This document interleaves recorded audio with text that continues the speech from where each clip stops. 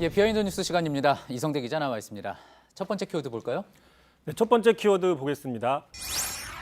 재난만 나면 나타나는 민경욱. 예, 오늘은 키워드가 상당히 길군요. 무슨 내용인지도 확실히 알 수 있을 것 같습니다. 잇따라 요즘 발언이 이제 논란이 되고 있는 민경욱 자유한국당 의원 대변인 이야기하는 거죠? 그렇습니다. 민경욱 대변인이 국가적인 재난이 발생할 때마다 국민 정서와는 좀 동떨어진 발언을 내놓고 있어서 도마에 오르고 있습니다. 자, 대표적으로 헝가리 유람선 참사 관련 발언인데요. 어제 소개를 해드렸었죠. 예. 자신의 페이스북에 최근에 이렇게 썼습니다. 자, 일반인들이 차가운 강물 속에 빠졌을 때 이른바 골든타임은 기껏해야 3분이다.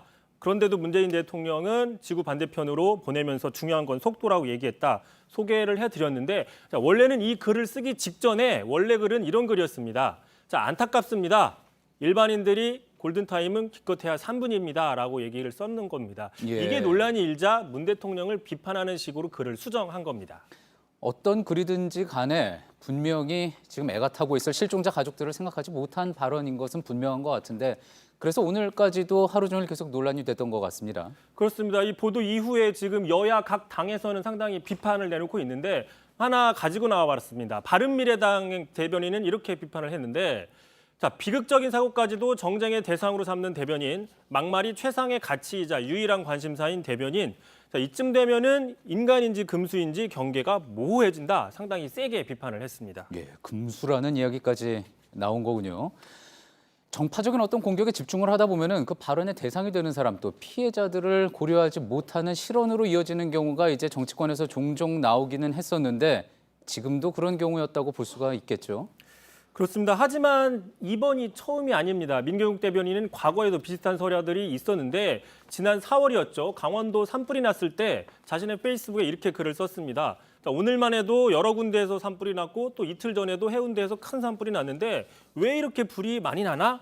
라고 얘기를 했습니다. 그러니까 진심으로 산불이 많이 나는 걸 걱정한다기보다는 마치 문재인 정부에 대한 어떤 비판으로 해석이 돼서 논란이 됐었고 예. 논란이 되자 글을 삭제하기도 했었습니다. 앞서도 이제 글을 수정했다 그러는데 그동안 이제 계속 지켜보면은 민경욱 의원이 어떤 논란이 되는 글을 썼다가 수정을 하거나 또 삭제를 하거나 하는 패턴이 계속 자주 반복이 되는 것 같습니다.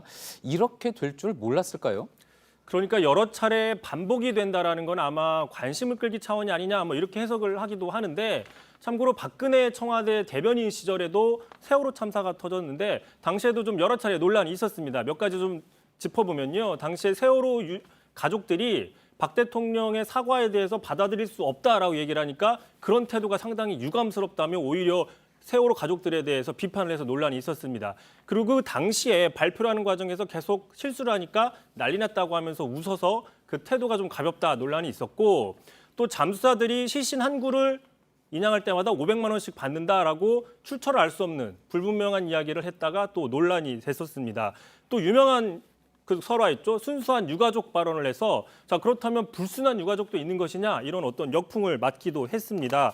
자, 한 번만 했다면은 말 그대로 말실수라거나 어떤 공감 능력이 좀 떨어진다 이렇게 볼 수도 있지만 이렇게 설화가 반복이 되니까 뭔가 의도성이 있는 게 아니냐 뭐 이런 식의 의심들도 나오고 있습니다. 예, 지금 민경욱 의원이 당에서 대변인을 맡고 있잖아요. 대변인이라는 자리가 이제 여론이나 어떤 언론의 기류를 잘 파악해야지 되는 자리인데 분명 최근 나오고 있는 발언들은 여론과는 분명히 동떨어진 것 같습니다.